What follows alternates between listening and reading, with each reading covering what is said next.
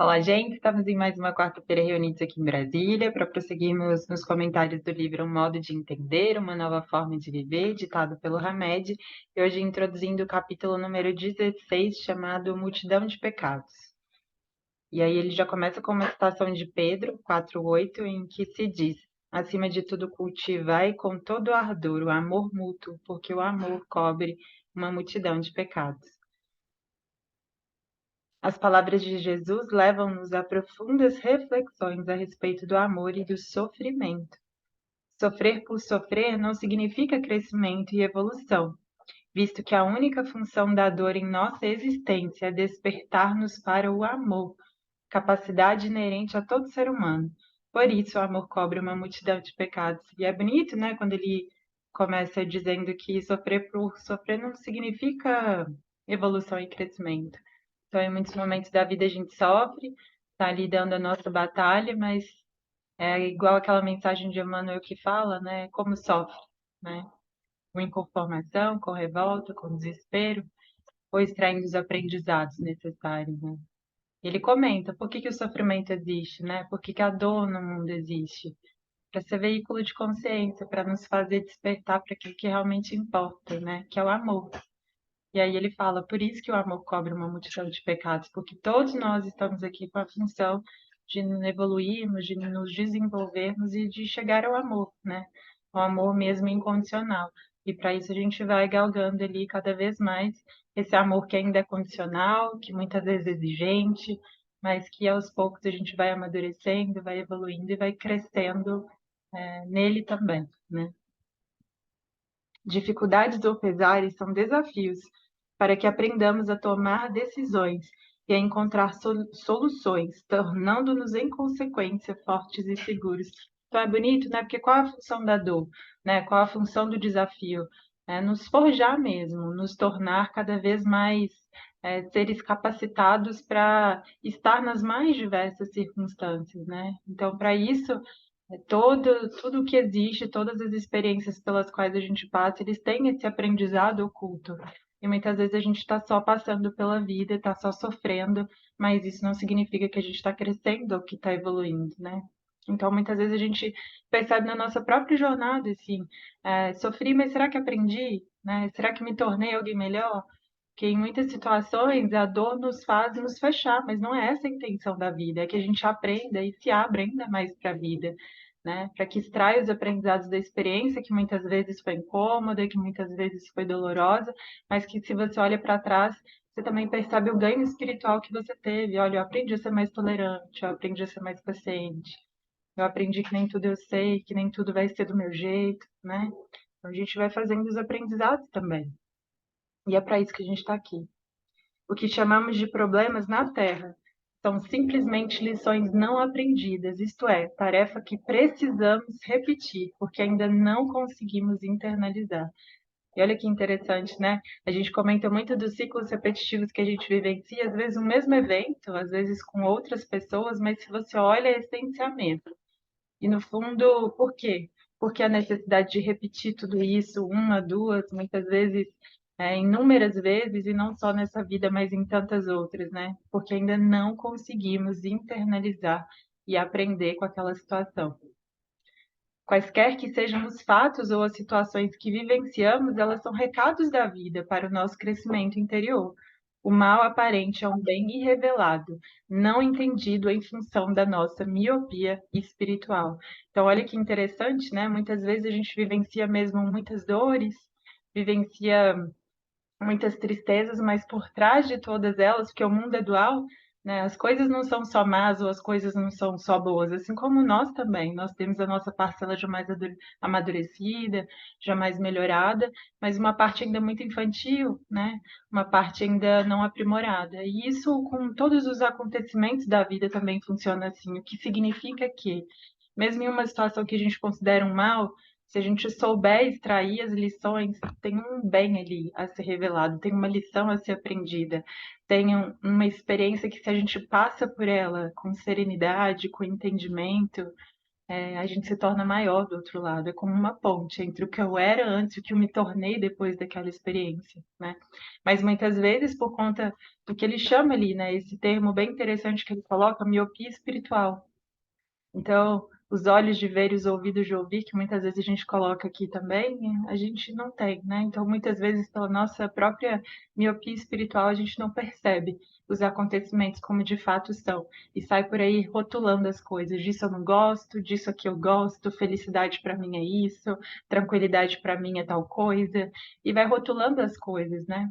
Mas por trás de cada uma das coisas, mesmo as mais desafiadoras, existe esse bem oculto, que muitas vezes a gente não é capaz de perceber, né? Não devemos culpar o mundo ou as pessoas, nem mesmo nos justificar inventando desculpas para as nossas dores. Então, é interessante como o Hamed bate muito assim nessa tecla, né? Autorresponsabilização. Não adianta culpar o mundo e as pessoas. Tem aquela coisa que fala, né? As pessoas são como são e o mundo é como é. O que que eu consigo mudar? Consigo mudar a mim.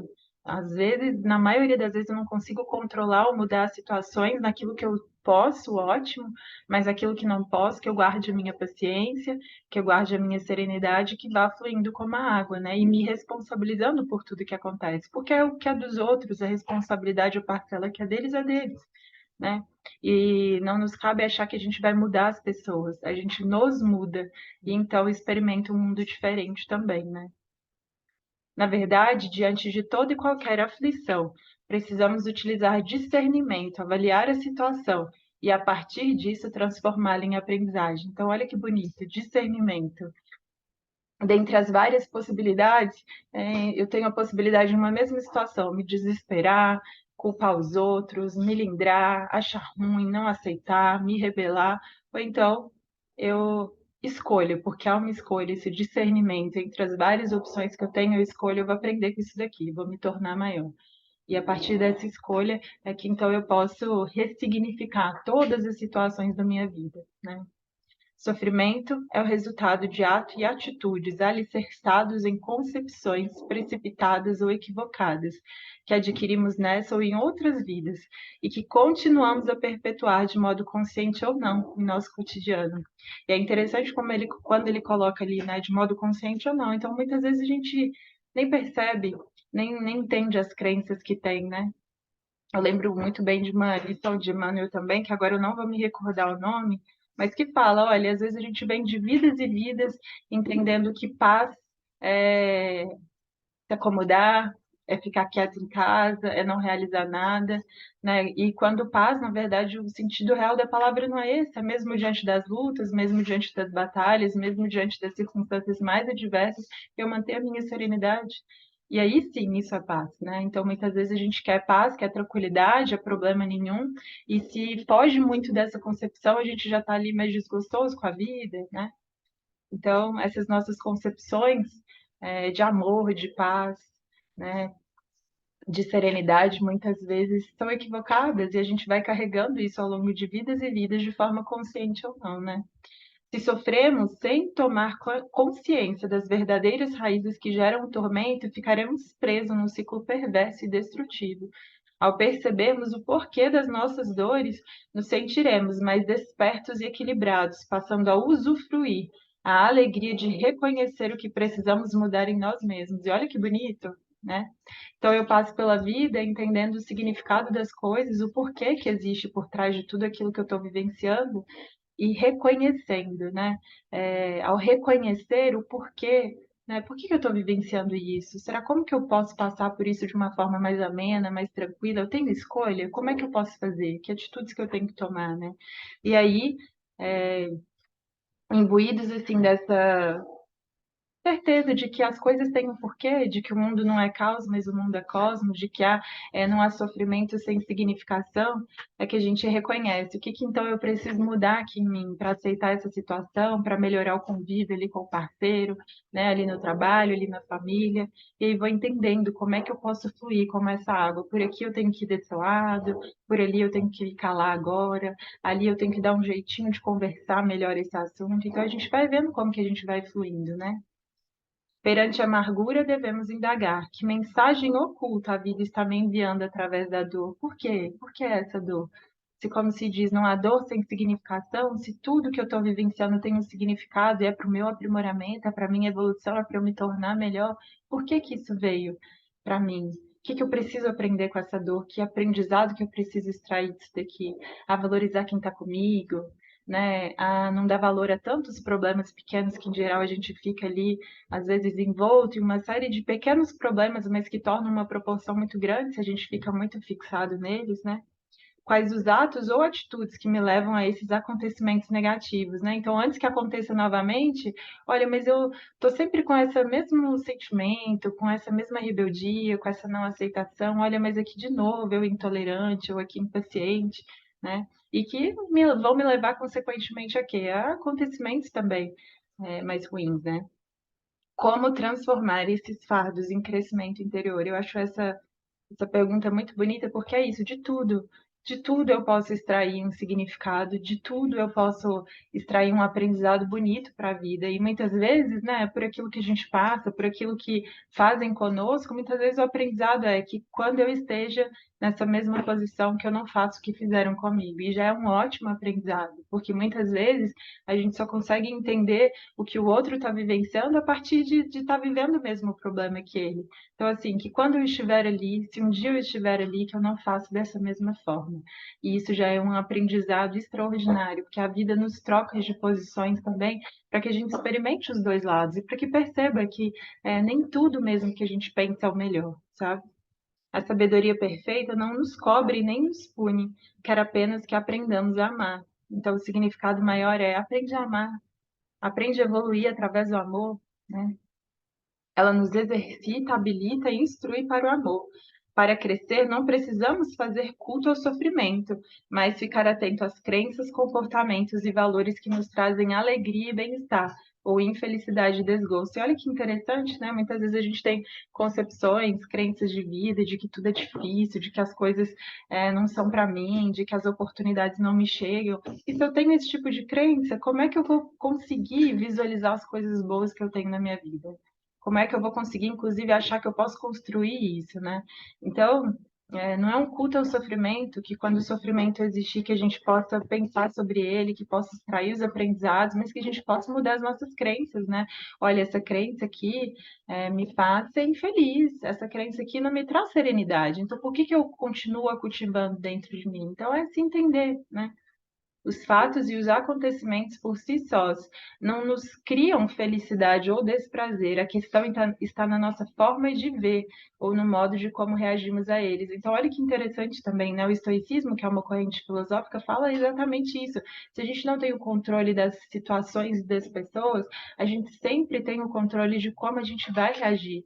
Muitas vezes de uma forma instintiva, se a gente se deixa levar, é, a gente acaba assim destruindo relações, situações, vivências que a gente está tendo, mas ainda nesses instintos, se a gente souber, não é reprimir, mas guiá-los, mas conduzi-los para outros caminhos, a gente também consegue fazer diferente. Então, é uma escolha, né? As circunstâncias que vivemos no dia a dia são resultados da forma de desejar, estimar, esperar, amar, acreditar, agir, pensar, enfim, os valores que fazem parte da nossa mentalidade. Então, é aquilo que a gente comenta também, né? Muito daquilo que a gente vivencia dentro de nós, a gente vai vivenciar fora. Então, é por isso que o importante é consertar dentro. Às vezes a gente quer muito consertar fora, transformar fora, mas espera, faz essa mudança, essa transformação interior, que, consequentemente, as pessoas que você atrai, as situações, a forma como você vê as coisas já não são a mesma. Então, muito mais riqueza de vida interior, né? Me olho, me vejo, me transformo, vejo como eu penso, como eu ajo, se isso está indo em meu benefício ou não. E aí posso fazer todas essas mudanças para então que o meu exterior também mude. Então, muitas vezes a gente vivencia várias mudanças no exterior, mas isso não significa que a gente está evoluindo ou está se transformando, né? Porque o que importa é a evolução interior mesmo. Somente seremos felizes quando conseguirmos entender a nossa primordial missão terrena. Fomos criados para amar e ser amados. Pode ser que em muitas ocasiões não possamos escolher as situações e as ocorrências externas de nossa vida, mas com certeza sempre poderemos optar pela única maneira sensata de enfrentá-las, com amor. Então, bem isso que o estoicismo diz, né? Em geral, a gente não controla as situações, as pessoas, a mudança, né? mas que a gente possa, então, entender. Eu tenho outras formas de reagir e eu posso enfrentar tudo isso com amor, né? A forma como a gente enfrenta também diz muito sobre os acontecimentos. Olha, tá doendo, tá sofrendo, eu não gostaria de estar vivendo isso, mas estou aberta para a vida, continuo aberta para as experiências. Sei, né, essa confiança na vida de que sei que a vida está me conduzindo para os melhores lugares, para onde eu devo estar e que eu possa então fluir. E não aceitar, não aceitar o que aconteceu, não aceitar o que aconteceu ali no nosso passado, a perda de algo, de alguém, não seguir em frente, porque tem muito mais coisa aí para ser vivenciado, né? E que Deus possa sempre nos abençoar, que a gente não precise desse culto ao sofrimento e que a gente possa ter formas mais amenas de evoluir, que é através do amor, né? Quanto de amor eu coloco em cada coisa que eu estou fazendo, o mínimo que seja, né? De presença, né? De estar presente. E aí, com certeza, nosso caminho se torna assim mais ameno, porque seremos já outras pessoas, né? Mesmo que às vezes o exterior não mude. Mas é isso, gente. São os comentários do estudo de hoje, que a gente possa refletir sobre tudo isso, possa ver como a gente anda cultivando esse amor, que como Jesus disse, né, o amor cobre uma multidão de pecados. E é bonito que tem uma outra lição de Emmanuel, que ele fala assim que uma simples chaminha de uma vela ilumina quilômetros de trevas. Como é dizer, o bem, mesmo que pequeno, o amor, mesmo que pequeno, ele vai para lugares onde a gente sequer imaginou que ele possa chegar, né? Então, que esse estudo tenha sido útil, proveitoso e uma boa semana para todo mundo. Até logo.